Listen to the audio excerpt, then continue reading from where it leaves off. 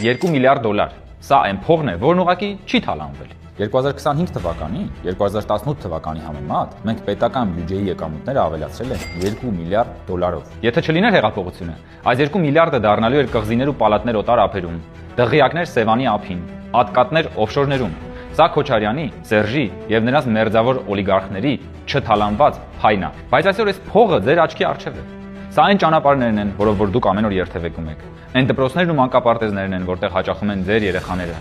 Սա ոչ թե բյուջեի թիվ է, սա պետության ողնաշարն է։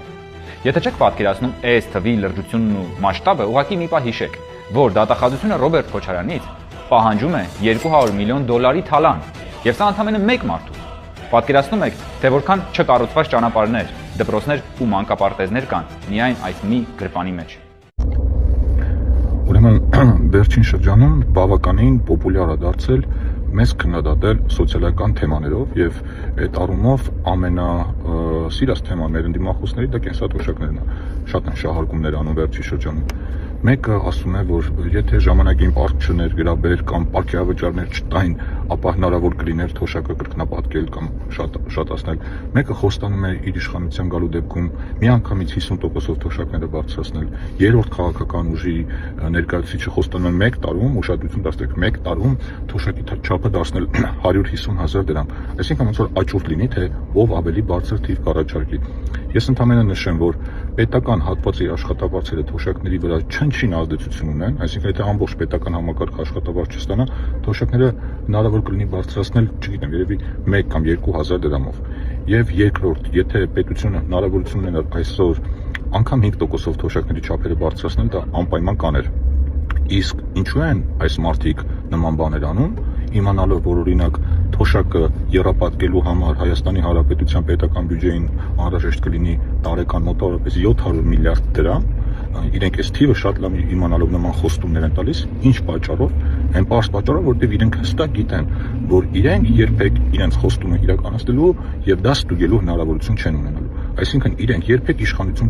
չեն լինելու եւ ըստ այդմ չեն էլ կարողանալու հետո արդարանալ, թե ինչու դա չարեցին։ Իրենց ցանկությունը եւ հաշվարկը այն է, որ մեր հասարակության մի փոքր մասը, հատկապես կենսաթոշակառուները, կհավատան իրենց խոստումներին, քանի որ այդքան լավ չեն տիրապետում թվերին, բյուջեին, ֆինանսներին եւ իրենց պոպուլիստական խոստումներին հավատալով ձայն կտան, ինչի արդյունքում իրենք ազգային ժողովում կունենան փոքր ընդդիմադիր խմբակցություն եւ ոչինչ չանելով, ինչպես մեր հիմիկ անդիմադիր գործընկերները 5 տարի պետական բյուջեից աշխատավարձ կստանան։ Այս է հաշվարկը, հույս ունեմ, որ մեր